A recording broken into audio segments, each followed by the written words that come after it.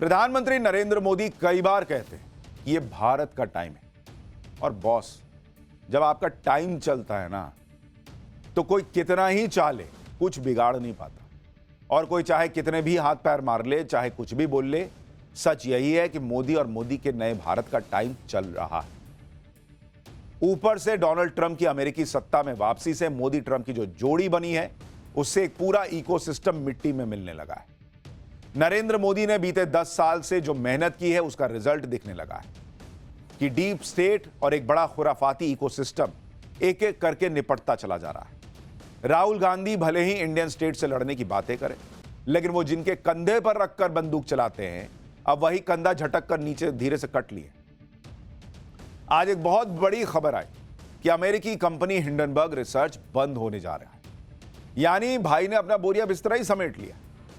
यह हिंडनबर्ग वही है जिसकी रिपोर्ट दिखा दिखाकर राहुल गांधी और कांग्रेस संसद ठप कर देते थे, नरेंद्र मोदी और गौतम अडानी पर हमला करते थे।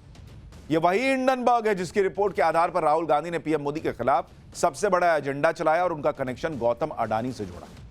यह वही हिंडनबर्ग है जिसने कभी भारत के मार्केट रेगुलेटर सेबी को टारगेट किया, तो कभी भारत के सबसे बड़े उद्योगपतियों में से एक गौतम अडानी को टारगेट किया।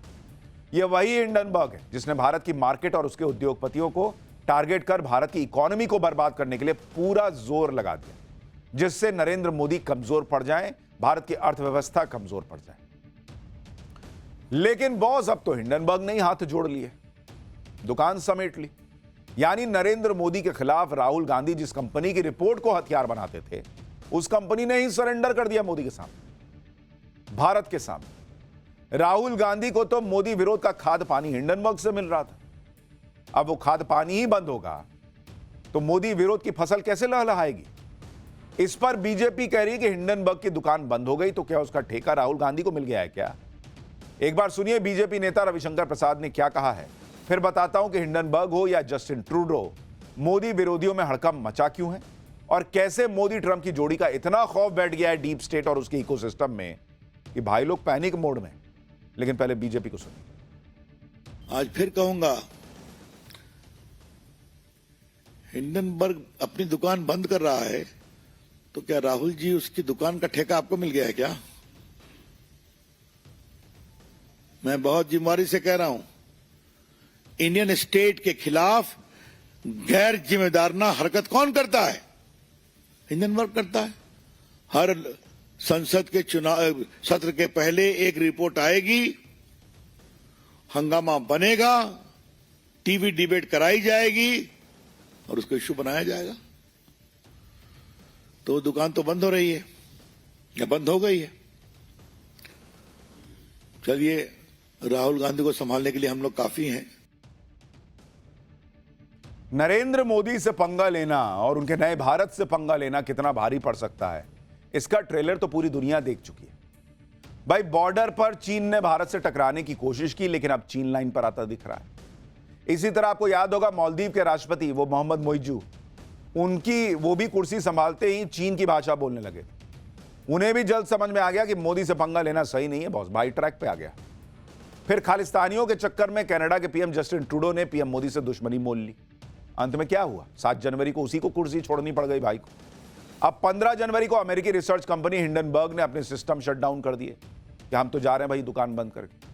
और अमेरिका में तो यह चर्चा है कि अगला नंबर जॉर्ज सोरोस का है।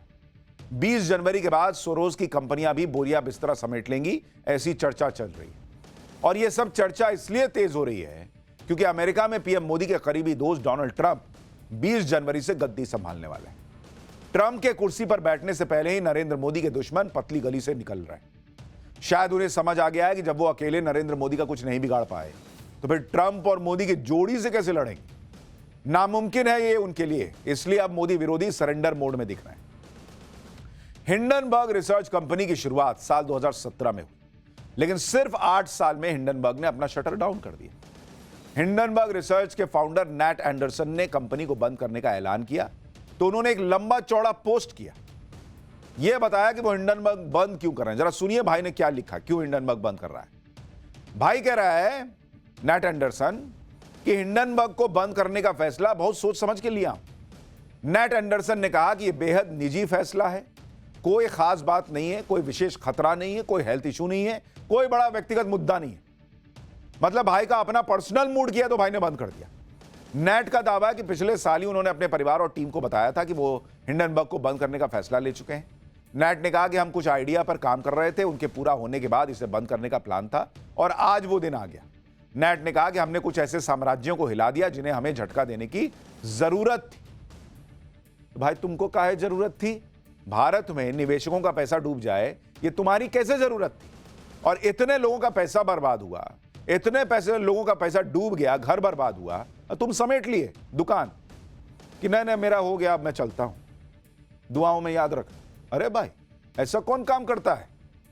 कुल मिलाकर नेट ने इधर उधर की बातें खूब की, लेकिन वो इस बात का सही जवाब नहीं दे पाया कि आखिर क्यों उसने अचानक हिंडनबर्ग को बंद कर दिया। पर्सनल रीजन क्या होता है बॉस? तुम्हारे पर्सनल रीजन के लिए इतना पैसा बर्बाद हुआ? एंडरसन ने सब गिनवा दिया कि कोई दिक्कत नहीं है, कोई खतरा नहीं है, हेल्थ इशू नहीं है, तो बंद क्यों किया हिंडनबर्ग? तुम तो दुनिया को सुधारने निकले हो, दुनिया में गड़बड़ी क्या चल, अब दुनिया में कोई कंपनी गड़बड़ी नहीं कर रही है इसके हिसाब से तो फिर।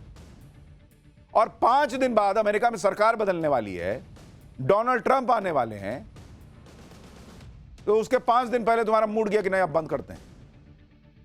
भाई ये नेट एंडरसन, ये हिंडनबर्ग जितनी बातें घुमा ले, सच्चाई वही है जो हमने आपको पाठशाला में बताई थी कि इनका टारगेट नरेंद्र मोदी, भारत की इकोनॉमी है।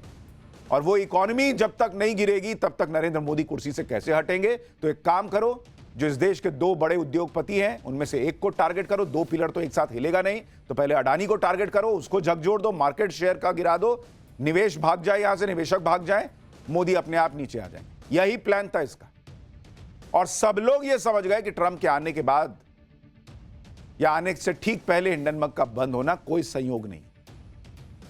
अब यह समझिए कि ट्रंप के आने से हिंडनबर्ग की धड़कनें बढ़ने क्यों वाली। दरअसल हिंडनबर्ग भी अमेरिका में जॉर्ज सोरोस और डीप स्टेट का एक प्यादा है और ट्रंप पहले ही डीप स्टेट के खिलाफ जंग छेड़ने का ऐलान कर चुके हैं। ट्रंप के आने से पहले ही हिंडनबर्ग को संकेत मिल गए थे कि उस पर एक्शन हो सकता है। कुछ दिन पहले ही डोनाल्ड ट्रंप की रिपब्लिकन पार्टी के सांसद लांस गुडेन ने अमेरिका में अडानी ग्रुप के खिलाफ चल रही जांच को लेकर बाइडेन प्रशासन पर सवाल उठाए थे। ट्रंप के सांसद लांस गुडेन ने अमेरिकी अटॉर्नी जनरल मेरिक बी गारलैंड को लेटर लिखा था। कहा था कि वो गौतम अडानी से जुड़े केस में सारे दस्तावेजों को संभाल कर सुरक्षित रखें। ट्रंप के सांसद इस बात पर भड़के हुए थे कि यह आरोप लगाया था कि गौतम अडानी के खिलाफ जांच टारगेटेड है। ट्रंप के सांसद ने गौतम अडानी के खिलाफ केस में यूएस के जस्टिस डिपार्टमेंट से हिसाब मांगा था कि केस में वो क्या कर रहे हैं। ट्रंप के सांसद ने बाइडेन प्रशासन को भी याद दिलाया था कि भारत अमेरिका का कुछ बेहद भरोसेमंद पार्टनर्स में से एक है। भारत के एक टॉप उद्योगपति के खिलाफ इस तरह के एक्शन से भारत के विकास के खिलाफ एक नैरेटिव शुरू हो जाएगा। ट्रंप के सांसद ने सीधा सवाल पूछा कि क्या गौतम अडानी मामले में यूएस जस्टिस डिपार्टमेंट और जॉर्ज सोरोस के बीच कोई डील हुई है। भाई लोगों को तो समझ में आ गया भाषा से कि ये तो डील की बात कर रहा है। अब आएंगे डोनाल्ड ट्रंप, कच्चा चिट्ठा खुलेगा तो डील क्लियर हो गई, फिर क्या करेंगे। और हमने आपको पाठशाला में ये बातें पहले बताई थी कि कैसे अमेरिका में जॉर्ज सोरोस का डीप स्टेट अमेरिका में रहते हुए भारत के विकास को रोकने के लिए साजिश रच रहा। आज ये बात वहां के सांसद तक मान रहे हैं बॉस। हिंडनबर्ग को एक तरफ तो ट्रंप का डर सता रहा होगा, दूसरी तरफ मोदी सरकार भी हिंडनबर्ग को बख्शने के मूड में तो थी नहीं। साल 2024 में सेबी ने हिंडनबर्ग को एक कारण बताओ नोटिस तक भेजा था। इस नोटिस में सेबी ने हिंडनबर्ग पर निवेशकों से जुड़े अमेरिकी कानून तोड़ने का आरोप लगाया। सेबी ने आरोप लगाया कि हिंडनबर्ग ने निवेशकों को गुमराह किया, गलत फैक्ट्स पेश करके मुनाफा कमाया। सेबी ने हिंडनबर्ग पर जो आरोप लगाए थे उसे हिंडनबर्ग ने खारिज कर दिया। लेकिन बात यहीं खत्म नहीं हो जाती, क्योंकि सेबी की जांच अगर आगे बढ़ती तो यह खुलासा हो जाता कि कैसे भारतीय मार्केट को बर्बाद करने के लिए हिंडनबर्ग ने साजिश रची। कारण बताओ नोटिस भेजकर सेबी ने एक तरह से हिंडनबर्ग के खिलाफ भारत में लीगल एक्शन का रास्ता खोल दिया, जिसमें हिंडनबर्ग पर जुर्माना लगाना, इंडियन कैपिटल मार्केट में उसकी एंट्री को बैन करना और हिंडनबर्ग की वेबसाइट को भारत में बैन करने जैसे एक्शन हो सकते थे। यानी हिंडनबर्ग को चलाने वालों को यह समझ आ गया कि अमेरिका में ट्रंप के आते ही अमेरिका और भारत दोनों जगह हिंडनबर्ग पर एक्शन तेज हो सकता है। और शायद इसलिए हिंडनबर्ग कंपनी ने अपना मीटर डाउन कर दिया कि भैया हम तो दुकान ही बंद कर रहे हैं, हम तो चले। इधर हिंडनबर्ग ने अपनी दुकान का शटर गिराया, उधर भारत में विपक्ष सन्नाटे में चला गया। भारत को लेकर हिंडनबर्ग एक पन्ने की भी रिपोर्ट जारी कर दे, अरे बाप रे बाप, यहां राहुल गांधी और कांग्रेस पूरा आसमान सिर पे उठा लेते थे। रात में रिपोर्ट आए, रात ही में इकोसिस्टम एक्टिव हो जाता था। सुबह 4 बजे 5 बजे भोरे भोरे ये लोग ट्वीट करने लगते थे, पूरा इकोसिस्टम। प्रेस कॉन्फ्रेंस का दौर चलता था, संसद नहीं चलने देते थे ये लोग। लेकिन अब जब हिंडनबर्ग ने धीरे से कन्नी काटी, उसके बंद होने की बातें आ रही हैं, तो विपक्ष के बड़े बड़े नेताओं के जुबान पर ताले पड़ गए, सब सन्नाटे में चले गए। कांग्रेस की तरफ से जयराम रमेश ने एक बयान जारी कर दिया, कह दिया कि हिंडनबर्ग रिसर्च के बंद होने का किसी भी तरह से यह मतलब नहीं है कि मोदानी को क्लीन चिट मिल गई। तो क्या मतलब है इसका? मतलब नहीं होता है, खुद चुनाव जीत रहे हैं तो ईवीएम ठीक है, हार गए तो ईवीएम को गाली देना है। अब पब्लिक पूछे तो भी लगे रहना कि ना हम तो नहीं मानते।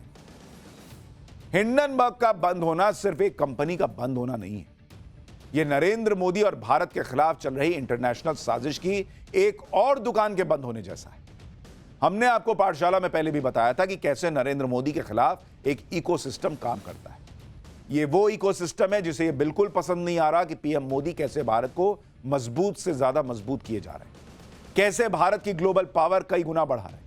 और जिन लोगों को यह यकीन नहीं है कि नरेंद्र मोदी के खिलाफ कोई ऐसा इकोसिस्टम चल रहा है, वो भी आज हिंडनबर्ग के बंद होने की सारी कहानी को देखकर सब समझ गए होंगे। भाई हमने न भारत ने प्रधानमंत्री का जब इंटरव्यू किया था, मैं खुद गया था उस इंटरव्यू में, हमने इंटरव्यू किया था, पीएम ने उसी वक्त बोला था कि 4 जून के बाद ये सारे इकोसिस्टम और ये जो है ना, इनका काउंटडाउन चलेगा, इनका समय पूरा हो जाएगा। हो रहा है।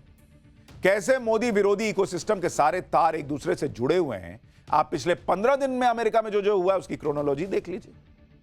भाई 6 जनवरी को बाइडेन प्रशासन जॉर्ज सोरोस को अमेरिका का सर्वोच्च नागरिक सम्मान देता है। उसी दिन ट्रंप के बेहद करीबी एलन मस्क ने डंके की चोट पर जॉर्ज सोरोस को सम्मानित करने का विरोध किया, सोरोस के खिलाफ मोर्चा खोला। डोनाल्ड ट्रंप तो पहले ही जॉर्ज सोरोस से अपनी दुश्मनी का ऐलान कर चुके हैं, यानी ट्रंप की टीम ने यह संकेत दे दिया कि सत्ता में आते ही वो सोरोस का जीना आराम कर देंगे। अब इस खतरे का संकेत मिलने के कुछ ही दिन बाद यह खबर आती है कि हिंडनबर्ग कंपनी अचानक बंद हो गई, और हिंडनबर्ग के पीछे जॉर्ज सोरोस का ही हाथ है। सोरोस से जुड़ी कंपनियां हिंडनबर्ग को फंड करती थी। जब एंटी मोदी और एंटी ट्रंप इकोसिस्टम को यह लग गया कि मोदी और ट्रंप मिलकर जॉर्ज सोरोस की फाइल खोल देंगे, तो सोरोस की फंडिंग पर चलने वाली कंपनियों ने अपनी दुकान बंद कर दी। इस पर अब बीजेपी कह रही है कि अगला नंबर जॉर्ज सोरोस का है। बीजेपी तो यह कहकर भी मजाक उड़ा रही है कि जिस दिन कांग्रेस के नए दफ्तर का उद्घाटन हुआ, उसी दिन हिंडनबर्ग का दफ्तर बंद हो गया। सुनिए रविशंकर प्रसाद। ये दुकान क्यों बंद हो गई, और जिस दिन कांग्रेस का कार्यालय खुला उसी दिन बंद हो गई? सुबह से हमारा दिमाग इस पर कोशिश कर रहा है समझने की ये दुकान बंद क्यों हो गई। अभी तो उसके फंडर सोरोस साहब को फ्रीडम मेडल मिला था, तो ऐसा लगता है कि सोरोस साहब की भी अमेरिका में दुकान बंद होने वाली है या कमजोर होने वाली है। हाँ, लोग उम्मीद कर रहे हैं, अब मैं नहीं कह रहा हूं कि 20 तारीख के बाद उनकी दुकान कुछ कमजोर होगी। आज जब हिंडनबर्ग के दफ्तर पर ताला लगा है, तो विपक्ष के मुंह पर भी ताला लग गया। हिंडनबर्ग के केवल आरोप के आधार पर गौतम अडानी पर एक्शन की मांग करने वाले राहुल गांधी भी शांत थे। आज राहुल गांधी ने कुछ नहीं कहा, जबकि राहुल गांधी और उनकी टीम ने हिंडनबर्ग की रिपोर्ट पर जो बवाल काटा था, उसकी भारी कीमत आम जनता को चुकानी पड़ी थी। आपको मैं याद दिलाता हूं, आज राहुल गांधी कुछ नहीं बोल रहे हैं, लेकिन उन्होंने जो बोला, उन्होंने जो किया, जो हंगामा काटा, उससे उन्होंने अडानी को टारगेट तो कर लिया। लेकिन अडानी के अगर आप देखेंगे, अडानी के की जो के 10 कंपनियों के जो शेयर हैं, 10 शेयरों में अगर आप देखेंगे कितना डूबा था पैसा डूबा आम लोगों का कितना, 7 लाख करोड़ बॉस। और वो आदमी कह रहा है कि मेरा मन है, मेरा निजी कारण है, मैं समेट लिया, दुकान चल रहा हूं। 7 लाख करोड़ रुपया डूब गया पब्लिक का। और आज राहुल गांधी से बोलते नहीं बन रहा है। आज राहुल गांधी से सवाल है कि आम लोगों का जो ये पैसा डूबा, आप भी छाती पीट रहे थे ना, आपकी कांग्रेस पार्टी भी पीट रही थी, ये पैसा कौन भरेगा बॉस? वो तो समेट के दुकान चल दिया। आपने कहा LIC का पैसा डुबा दिया नरेंद्र मोदी, उसमें जो लोगों को पैनिक अटैक आया होगा, जिनका पैसा डूबा होगा, वो देगा कोई? धीरे से सब अपना मुंह सिल लिए, मुंह सिलने से होगा। एक तरफ राहुल गांधी हैं जिनकी राजनीति के चक्कर में आम निवेशकों का पैसा डूब गया। बॉस आप चुप हो जाइए, लेकिन जो जिसका पैसा गया है ना, उसकी हाय लगेगी उन लोगों को जिन्होंने हिंडनबर्ग का नाम ले लेके हंगामा किया था।